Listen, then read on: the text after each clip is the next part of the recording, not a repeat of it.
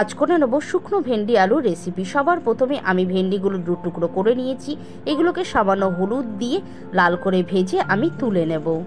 সেই ভাজা তেলের মধ্যেই আমি কিছু ফোড়ন দিয়ে দেবো জিরে, সর্ষে, ধনেটা একটু ফাটিয়ে দেবে, আর দিয়ে দেবো হিং। একটু নেড়ে চেড়ে দিয়ে দেবো একটা পেঁয়াজ কুচি। পেঁয়াজটাকে লাল করে ভেজে নিয়ে দিয়ে দেবো টমেটো, আর দিয়ে দেবো কাঁচা লঙ্কা।